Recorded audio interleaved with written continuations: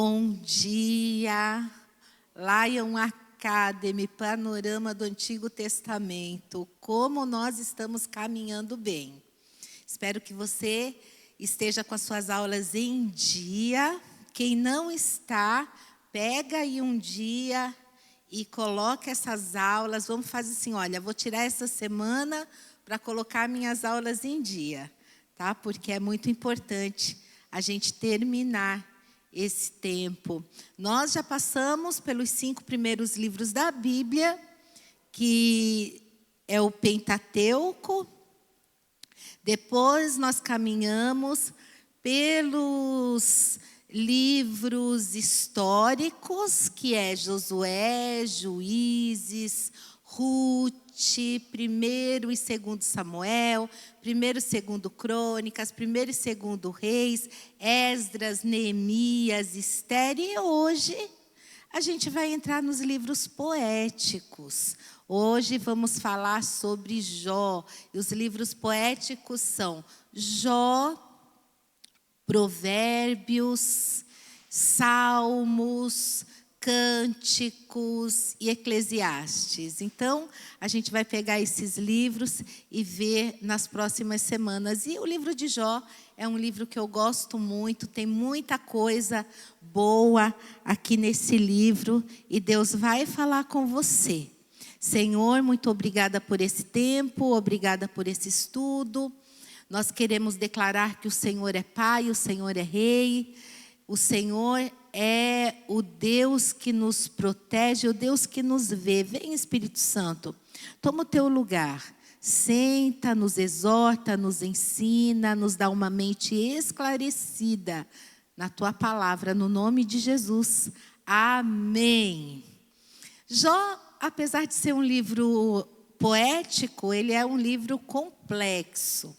Acredita-se que ele seja o livro mais antigo da Bíblia e a tradição diz que foi escrito por Moisés. Mas a gente encontra várias informações, né, de que outras pessoas também poderiam ter escrito esse livro. Jó, do 1, versículo 6 a 12, eu quero ler com vocês.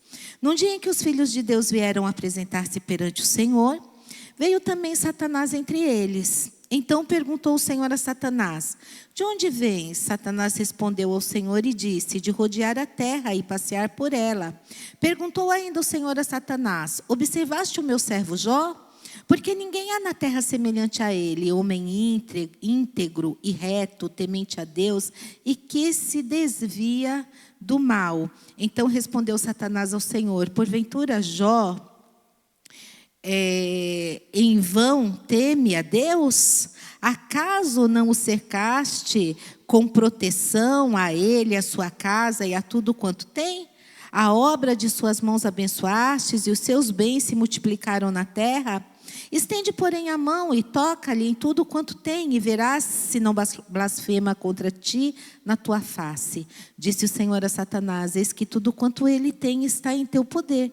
Somente contra ele não estendas as mãos. E Satanás saiu da presença do Senhor. Então, a Bíblia registra esse fato, né, dessa reunião nas regiões celestiais. E a Bíblia não nos dá muitos detalhes sobre essa reunião, mas nos informa que Satanás esteve por lá. E é curioso que quem provoca essa conversa é Deus, perguntando a Satanás: de onde vens? E Satanás responde: de rodear a terra e passear por ela. E aí Deus cutuca de novo, perguntando assim: observaste o meu servo Jó? E Deus dá o currículo de Jó. Não tem ninguém na terra semelhante a ele. Em outras palavras, ele é o homem mais piedoso da geração. O que é piedoso na Bíblia? Aquele que é devoto a Deus, aquele que respeita as coisas religiosas.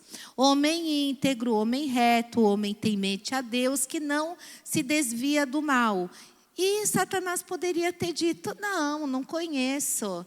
Não conheço. Qualquer dia eu passo lá e vou dar uma olhada nele. Mas não foi essa a resposta de Satanás. Satanás respondeu assim: mas também pudera, desse jeito aí, quem é que não te adora?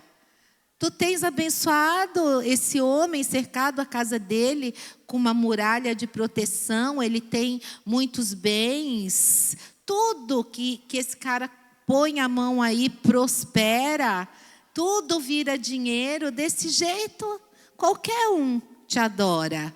E aí, eu gosto muito do que o Hernandes Dias Lopes, ele propõe nesse texto. E ele levanta algumas teses que Satanás acaba ali enredando, colocando diante de Deus. E nesse momento, ele insinua duas coisas. Satanás está insinuando aí que Deus precisa subornar as pessoas com bênçãos para ter adoração. Insinua que ninguém adora a Deus por quem Deus é, apenas por aquilo que Deus dá.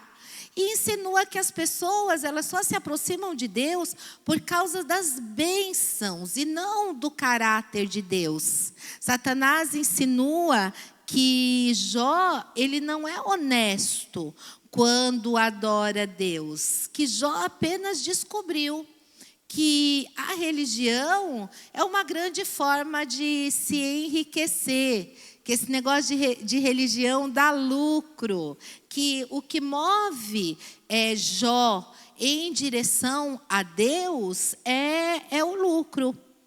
Mas se Deus retirar de Jó o que o próprio Deus deu para Jó, esse Jó, ele blasfemaria contra Deus.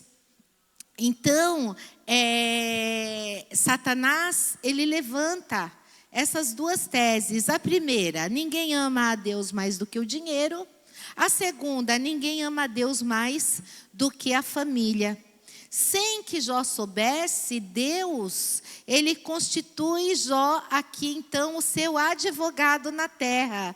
E ele coloca nas mãos de Jó a defesa da sua reputação. E ele diz para Satanás: olha, pode tocar nele, só não toca na sua vida. Em outras palavras, pessoal, Satanás é um ser limitado por Deus. Ele só pode ir até onde Deus o permitir, e nem 1 centímetro a mais. Nas palavras de Martinho Lutero, Satanás é um cachorro na coleira de Deus. Ele só pode ir até onde a coleira o permite ir. Nem 1 centímetro a mais. O nosso Deus, ele manda no céu, o nosso Deus manda na terra, o nosso Deus manda no inferno, ele manda nos anjos, ele manda nos homens, ele manda nos demônios. E Satanás sai dali com uma permissão de Deus para fazer um verdadeiro terremoto na vida financeira de Jó. Então, no capítulo 1, nós somos informados que esse homem, ele era o maior de todos os do Oriente Médio. Então, ele era o homem mais rico da sua geração. Já fomos informados que ele era o mais piedoso. Agora somos informados que ele era o mais rico. E aqui também cai um mito de que um homem rico não pode ser piedoso. É possível sim, um homem ser rico, muito rico e temente a Deus, porque o problema não é o dinheiro.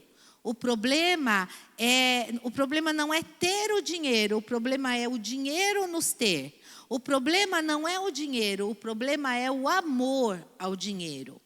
Então, lá no capítulo 1, no versículo 15, 16 e 17, que eu sei que vocês já leram em casa, Satanás vai usar 3 elementos para levar o Jó aqui à falência. Vai usar um povo, que são os sabeus, vai usar o fogo e outro povo que são os caldeus. E isso tudo, gente, que aconteceu na vida de Jó, não foi em uma semana, em uma década, foi num único dia. Num único dia, o homem mais rico da sua geração, ele entra em colapso financeiro, ele vai à falência. Tenho certeza que eu e você conhecemos gente que por muito menos blasfema contra Deus, por muito menos aí dá um tiro na cabeça. A pergunta é, será que a tese de Satanás era verdadeira? Será que ninguém ama mais a Deus do que o dinheiro? Será que Jó blasfemaria contra Deus? A resposta está lá no capítulo 1, versículo 21. Quando Jó recebe a notícia que está falido, ele diz assim: nu saí do ventre da minha mãe, nu eu voltarei. Sabe o que ele está dizendo aqui? Eu não trouxe nada para o mundo. E eu não vou levar nada do mundo. Portanto, o que eu ganhei entre o berço e a sepultura não é a razão da minha vida. E aí ele derrota a primeira tese de Satanás. Ele prova que ele ama mais a Deus do que ao dinheiro. Ele prova que ele serve a Deus não por aquilo que Deus dá, mas por quem Deus é. Mas agora vem então a segunda tese. Ninguém ama mais a Deus do que a família. Jó tinha 7 filhos e 3 filhas. E você nota que os filhos de Jó, eles eram unidos, eles iam na casa um dos outros, eles celebravam, eles festejavam juntos. Mas por que esses filhos são unidos? No capítulo 1, versículo 5, responde essa pergunta. Porque Jó, ele era um pai que orava pelos filhos. Jó era um pai que chamava os filhos para exortá-los. Jó era um pai que levantava sacrifícios em favor dos seus filhos. Ele estava preocupado com a salvação deles, com a santificação deles. E a preocupação de Jó não era somente com a reputação dos filhos, que eles pecassem contra Deus no seu coração. Jó, ele estava mais preocupado com a glória de Deus do que com a reputação dos filhos. Mas agora, com a permissão de Deus, não foi de um dia para o outro, de uma semana para outra, de um mês para o outro. Foi no mesmo dia da tragédia financeira que Jó recebe o mais amargo recado, o pior de todos. Seus 10 filhos morreram num acidente. Agora pense comigo, o que um homem, o que um pai, uma mãe, levar para o cemitério todos os seus filhos num único dia? Como é que ele volta de lá? Como é que ele recomeça a vida? Como é que ele se ergue do luto? Como é que ele escreve dali para frente o seu futuro? Será que Jó blasfemaria contra Deus? Será que de fato ninguém ama mais a Deus do que a família? Será que a tese de Satanás era verdadeira? A resposta está lá no capítulo 1, versículo 20. Quando o Jó recebe a notícia dessa tragédia, a Bíblia diz que ele rasga o seu manto, que ele raspa a sua cabeça, que ele se prostra e que ele ora, ele adora, ele diz: o Senhor me deu, o Senhor tomou, bendito seja o nome do Senhor. E aí ele derrota aqui a segunda tese de Satanás. Ele prova que ele ama mais a Deus do que a família. Ele prova que ele serve a Deus não pela bênção de Deus, mas pelo caráter de Deus. Não por aquilo que Deus dá, mas por aquilo que Deus é.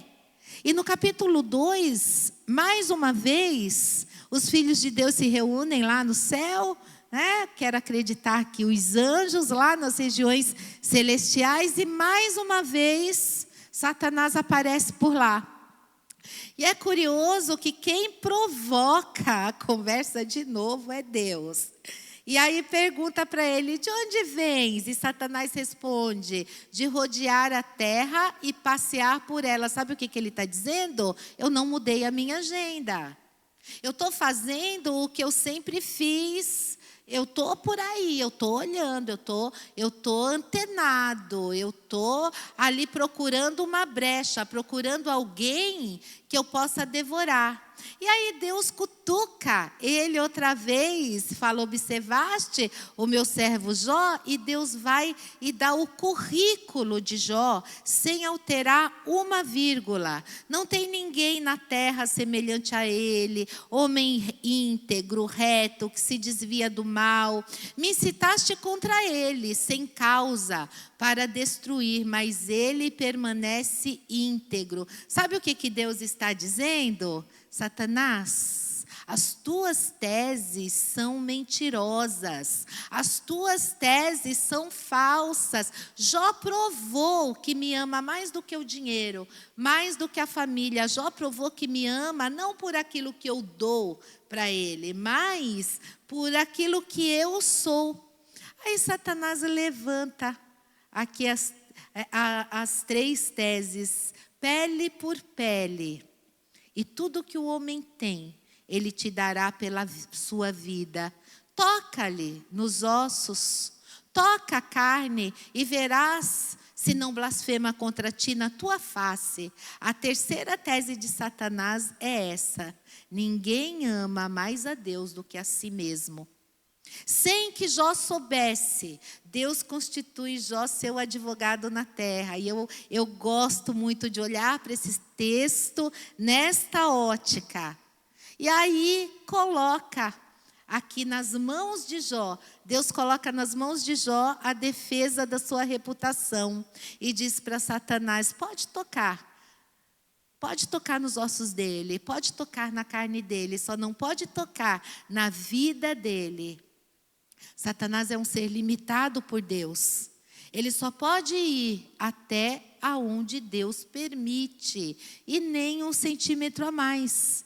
Mas com a permissão de Deus, Satanás sai dali para colocar uma doença maligna em Jó. Ferida do alto da cabeça até a planta dos pés. Imagina essa cena, gente. Jó está falido, Jó está enlutado, e agora o corpo começa a ficar todo chagado, feridas por todo o corpo, sua pele fica cheia de pus, necrosada, ele vai ficando mal cheiroso, ele é uma chaga viva. A Bíblia diz que vai nascendo bolhas e ele com um caco de telha vai ali coçando sua pele necrosada, ele não consegue comer, ele não consegue dormir, é uma dor que não dá uma pausa. No auge da sua dor, do seu desespero, a sua mulher olha para ele, vê aquele sofrimento, se revolta contra Deus e diz para ele: ainda conserva a tua integridade, Jó? Amaldiçoa o teu Deus e morre.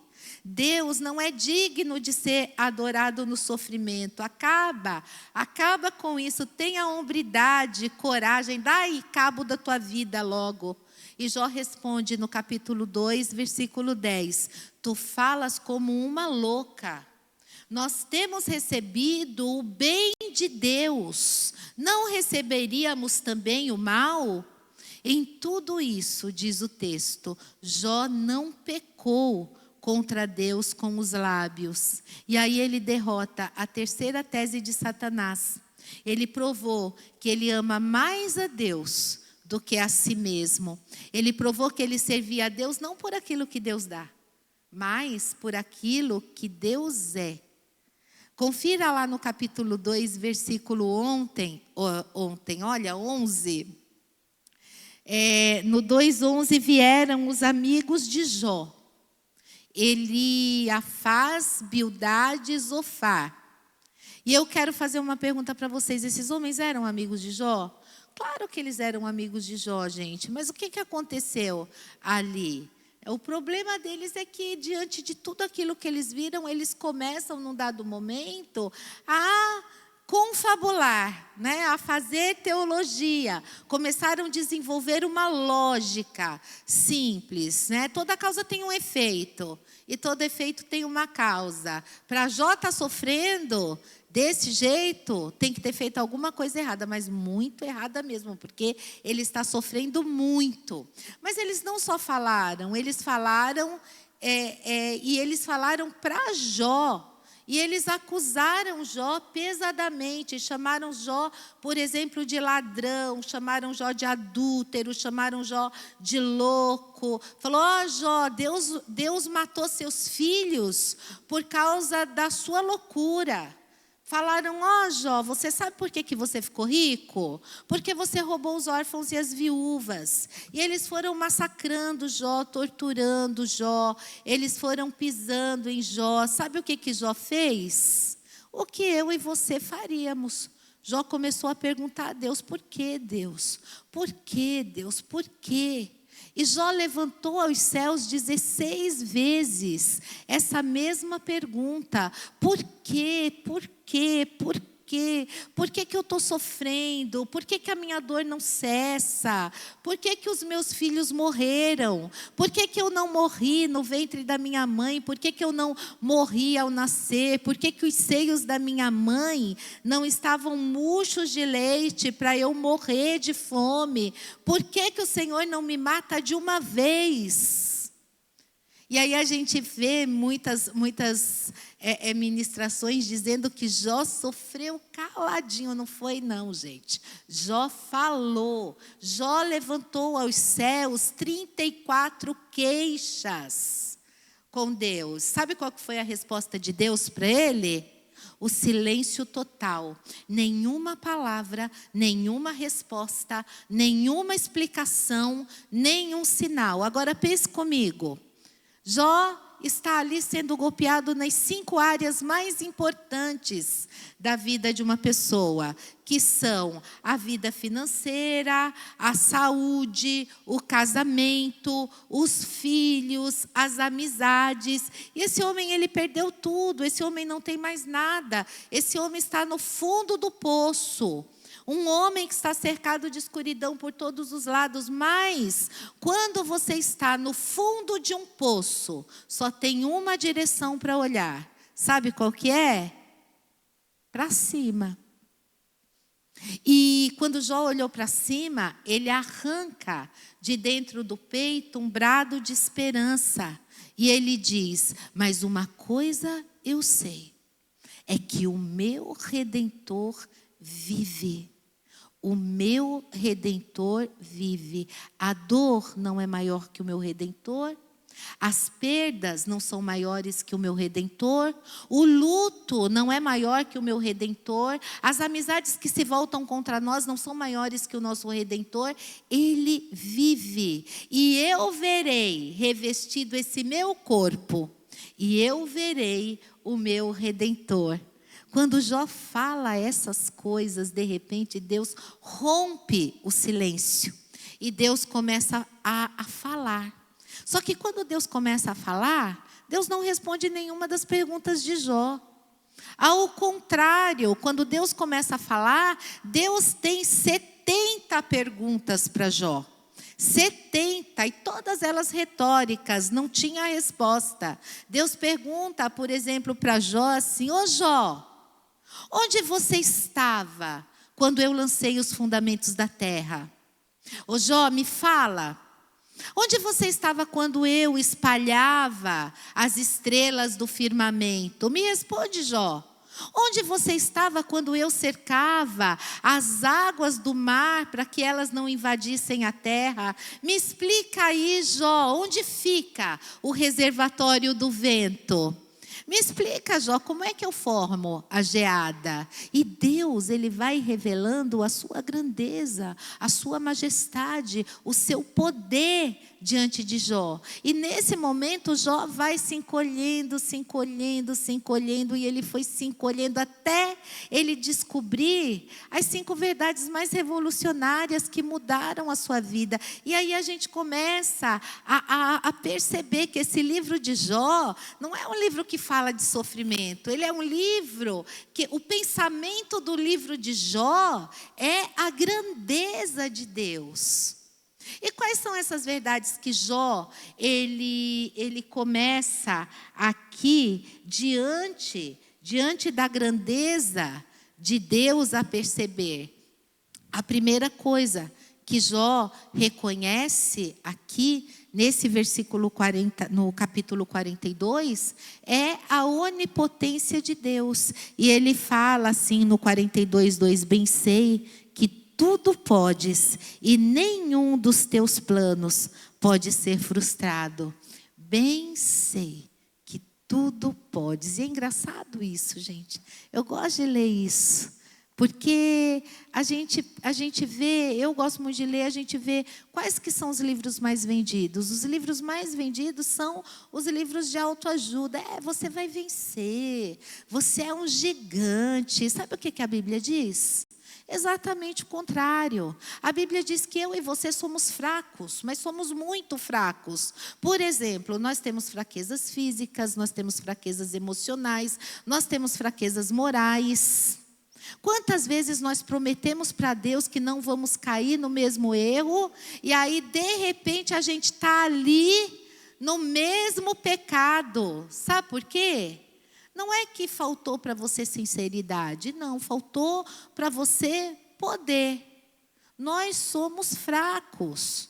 Nós temos fraquezas espirituais. O bem que nós queremos fazer, nós não fazemos. O mal que não queremos fazer, nós praticamos. Mas é maravilhoso saber que, embora nós somos fracos, o nosso Deus tudo pode.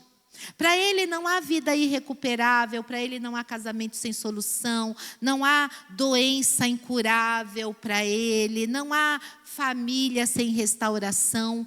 Ele tudo pode. Qual é o tamanho do seu Deus? E é isso que eu quero que você pense comigo hoje. Quão grande é o seu Deus? Porque quando o profeta Isaías estava pensando na grandeza de Deus, lá no capítulo 40, ele diz: o meu Deus é aquele que mede as águas na concha da sua mão. Pega lá no Atlântico, pensa lá no Índico, no Mediterrâneo, nos rios, nos mares. Vai um dia lá na praia, né, no Atlântico com um baldinho e tenta contar. Tenta medir. É impossível. Ele diz que o meu Deus é aquele que mede o pó das montanhas em balança de precisão, como estivesse medindo partículas de ouro. E ele diz: o meu Deus é aquele que mede os céus a palmos. E ele diz: o meu Deus é aquele que espalha as estrelas no firmamento. E por ser forte em força e grande em poder, quando ele as chama, nenhuma delas vem a faltar. Quem é o seu Deus? Quão grande é o seu Deus? O Dr. John Wilson, uma das maiores autoridades em oftalmologia no mundo, ele diz que nós temos mais de 2 milhões de fios duplos encapados em cada um dos nossos olhos. E se não fosse isso, haveria um curto-circuito e nós ficaríamos cegos. O Dr. Marshall Nirenberg, prêmio Nobel de Biologia, ele faz uma das descobertas mais fantásticas no século passado. Ele descobriu que nós somos um ser programado geneticamente. Ele descobriu que você e eu, olha só o que esse homem descobriu, você e eu temos em torno de 60 trilhões de células vivas no nosso corpo. Descobriu mais que em cada uma dessas células nós temos 1,70 centímetros de fita de DNA, onde estão gravados e computadorizados todos os nossos dados genéticos, a cor dos nossos olhos, a cor da nossa pele, o nosso temperamento. Então, se nós pegarmos essa fita de DNA do nosso corpo e espichá-la, nós temos 102 trilhões de metros de fita de DNA. Nós temos 103 bilhões de fitas de DNA no nosso corpo. Então isso daria várias voltas no sistema planetário. O Dr. Lewin diz que códigos de vida não se originam espontaneamente. Códigos de vida não se originam de uma explosão cósmica. Códigos de vida não se originam de uma evolução de milhões e milhões. Códigos de vida foram plantados em você pelo Deus Todo-Poderoso, que criou os céus e a terra. Esse Deus é nosso Pai e Ele tudo pode. A segunda coisa que mudou a vida de Jó, que está lá no versículo 2, diz assim: e nenhum dos seus planos podem ser frustrados. Nós não acreditamos em acaso, nós não acreditamos em sorte, em azar, sexta-feira 13, olho gordo. Nós sabemos que a mão de Deus é que dirige nosso destino. Nenhum fio da sua cabeça pode ser tocado sem que Deus permita, sem que Deus tenha um propósito. Você não é uma lasca de lenha aí solta no mar da vida, jogada de um lado para o outro. Não, você tem um propósito, você não está ali, sabe, ao sabor das circunstâncias. Aquele que está assentado no trono é quem governa a sua vida. E a terceira verdade que mudou a vida de Jó, está lá no versículo 3, ele diz assim: na verdade eu falei do que não entendia, coisas maravilhosas demais para mim, coisas que eu não conhecia. Então, para entender isso aqui, nós temos que entender o que Jó falou. Tira aí um dia de sábado e numa lida só você lê aí o livro de Jó. E você vai descobrir que esse livro ele é maravilhoso. Sabe o que você vai descobrir? Jó falou o tempo todo. Ao contrário do que muita gente diz que Jó ficou caladinho, não, você vai descobrir que Jó falou o tempo todo. Jó foi lá, Jó espremeu a ferida, ele expôs a sua alma. E Jó faz 3 coisas ali nesse livro. Ele perguntou, ele se queixou e ele se defendeu. Mas quando a gente está sofrendo, o que acontece? Quando a gente está sofrendo, a gente fala, e às vezes a gente fala sem saber, a gente fala sem entender, a gente se queixa de Deus, de coisas que a gente não está entendendo. Nós estamos olhando no escuro, mas Deus não. Deus enxerga. Nós estamos olhando atrás da curva, mas Deus enxerga. Nós só enxergamos um palmo na frente do nosso nariz, mas Deus vê o fim. Deus vê na eternidade. E quando Jó recebe a revelação da majestade de Deus, ele bota a mão na boca e ele diz: meu Deus, eu falei bobagem, eu falei coisas sem entender. Sabe o que eu aprendo aqui? Quando você encontra uma pessoa que parece que é sabichona demais, sabe aquele povo que sabe tudo, derrama, rota aquele monte de conhecimento em cima de você, parece que sabe de tudo e de todos. Você está perto de uma pessoa que não sabe quase nada.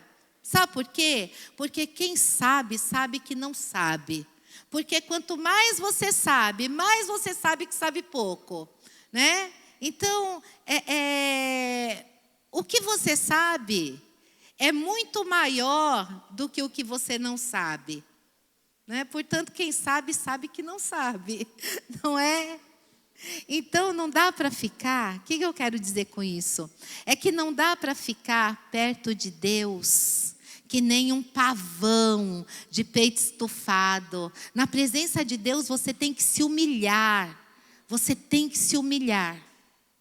A quarta verdade que mudou a vida de Jó, nesse versículo 5, ele diz: eu te conhecia só de ouvir falar, mas agora os meus olhos te veem. E aí, gente, dá para entrar numa crise profunda quando eu leio esse versículo. Sabe por quê que eu entro em crise? Porque eu comparo Jó 42:5 com o Jó 1:8. E aí tem que entrar em crise. Porque no capítulo 1, versículo 8, o próprio Deus diz assim: não tem na terra ninguém semelhante a esse homem. Homem íntegro, reto, temente a Deus, que se desvia do mal. E isso não é opinião de um amigo bajulador, não, gente. Isso é palavra do próprio Deus. E Deus, ele não tem uma opinião ao meu respeito. Deus tem um diagnóstico. Como é que esse homem que Deus diz que é o mais piedoso da sua geração pode agora fazer essa confissão? Deus, eu te conhecia só de ouvir, mas agora os meus olhos te veem. Porque isso é contraditório, não é? Então, deixa eu fazer uma pergunta para você aqui para esclarecer. Você conhece a Deus? Você conhece a Deus? Conhece? Quanto você conhece? Quanto? Outra verdade que mudou a vida de Jó aqui no versículo 6, ele diz assim: por isso me abomino e me arrependo no pó e na cinza. Ele reconhece a enormidade do seu pecado, e aí eu entro em crise de novo. Mas o homem não é o homem mais piedoso da terra. Como é que o homem mais piedoso da terra pode fazer uma confissão dessa? Isso é confissão de um assassino, de um adúltero, de um corrupto. Como é que o homem mais piedoso pode dizer assim: eu me abomino, me arrependo? Então, deixa eu dizer uma coisa para você. As pessoas que mais choram pelos seus pecados não são as pessoas que mais pecam. As pessoas que mais choram pelos seus pecados são as pessoas que mais perto de Deus estão. As que mais perto de Deus andam. As pessoas que andam longe de Deus, elas nem têm consciência de pecado. Elas não têm. Mas quem conhece a Deus, quem anda na presença de Deus, quem sabe que Deus é santo, santo, santo, a única atitude que tem na presença dele é essa: ai de mim, Senhor, ai de mim, eu estou perdido.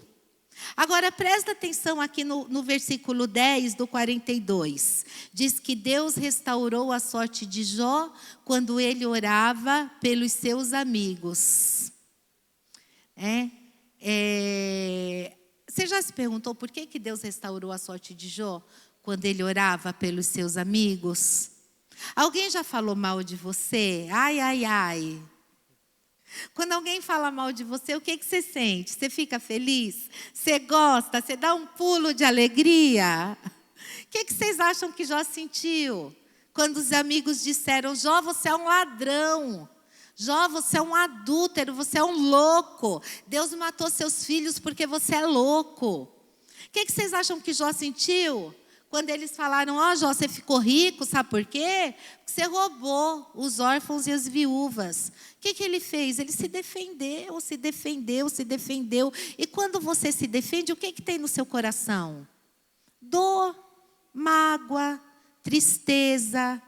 Sabe o que Deus está falando aqui para ele? Meu filho, você quer ser restaurado? Saia desse campo de defesa e entra na brecha da intercessão. Porque enquanto você se defende, você tem mágoa no seu coração. Mas quando você começa a orar pelas pessoas, não dá para orar e ter mágoa ao mesmo tempo. Quando você começa a orar por alguém, Deus cura você e a pessoa por quem você está orando. Presta atenção nisso que eu vou te falar. A oração liberta os encarcerados. Mas aí eu quero concluir dizendo o seguinte para você: Satanás tentou destruir as 5 principais áreas da vida de Jó. Quais eram essas principais áreas? Financeira, saúde, casamento, filhos e amizade. Sabe o que Deus fez? Deus restaurou todas essas áreas. Porque o nosso Deus, Ele é o Deus da restituição. A primeira área foi a saúde. Diz que Jó foi curado e ele viveu mais 140 anos e teve a oportunidade de ter mais filhos e filhas e ver até a sua terceira geração. A segunda que Deus restaurou foi a área financeira. Deus deu em dobro. Ele que já era rico, agora ele é duplamente o homem mais rico. A terceira foram as amizades. Deus chegou ali nos amigos de Jó e Deus falou: ó, vocês querem ser restaurados? Vocês vão ter que ir lá. Vocês vão ter que ir no homem que vocês criticaram.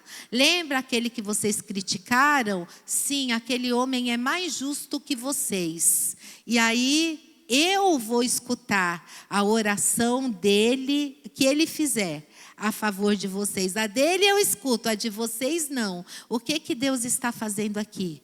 Honrando Jó. E você não tem que se defender. Quando você anda com Deus. Quando você anda com Deus, Deus te defende. Quando você anda com Deus, as pessoas que criticam você vão ter que voltar atrás e mudar de opinião ao seu respeito. Deus restaurou os amigos de Jó e Deus restaurou Jó. A quarta área que Deus ele restaurou foi o casamento. Agora pense comigo, gente, né? Quando Jó estava ali na pior, a mulher disse: homem, morre, morre. Ele estava no fundo do poço. Agora Jó está curado, né? Restaurado. Ele podia dizer para ela que ele não queria mais nada com ela, né? Mas não, gente, não foi assim. Deus ele não faz a obra pela metade. Deus faz a obra completa. Deus ele cura os corações magoados e feridos. Deus restaura sentimentos aonde já secou, aonde já morreu. Mas a última área que Deus restaurou foi os filhos de Jó. Jó tinha 7 filhos e 3 filhas lá no passado. E agora ele tem 7 filhos e 3 filhas. E aí então você pensa, ué, não foi tudo em dobro? Não. Por que ele tinha 10 filhos? Agora ele tinha que ter quantos? 20. Porque não foi tudo em dobro? Mas como entender isso? É muito simples. Quando morre uma ovelha, você perde uma ovelha. Quando morre um filho, você não perde um filho. Quando aquele pai que volta do cemitério, eu ouvi essa história, o pai que volta do cemitério depois de enterrar seu filho, e um amigo se aproxima dele e diz: meus sentimentos, eu sei que o Senhor perdeu o seu filho. E o pai respondeu: não, eu não perdi o meu filho. Você perde alguém quando você não sabe aonde ele está. Eu sei aonde está meu filho. Eu sei com quem está meu filho. O meu filho está no céu. O meu filho está com Jesus. Eu não perdi o meu filho. Então Jó agora tem 10 filhos na terra. E Jó agora tem 10 filhos no céu. Deus restaurou. E restaurou completamente. Sabe o que Satanás queria com Jó? Colocar Jó longe de Deus. Sabe o que ele conseguiu? Colocar Jó mais perto de Deus. Sabe por quê? Porque os planos de Deus não podem ser frustrados. Aleluia! Então nós vamos encerrar essa aula de hoje. E eu espero que o Senhor, Ele tenha falado tremendamente no seu coração. Esses livros poéticos são livros maravilhosos, livros que têm muita coisa para nos ensinar. Tem muito da grandiosidade de Deus aqui nesses livros. E quando você, daqui para frente, falar sobre o livro de Jó, você se lembre que você não está falando sobre um livro de sofrimento. Você está entrando num livro maravilhoso que fala sobre a grandiosidade desse Deus Todo-Poderoso. Amém? Glória a Deus. Vamos tomar um cafezinho. que ainda tem um cafezinho lá atrás.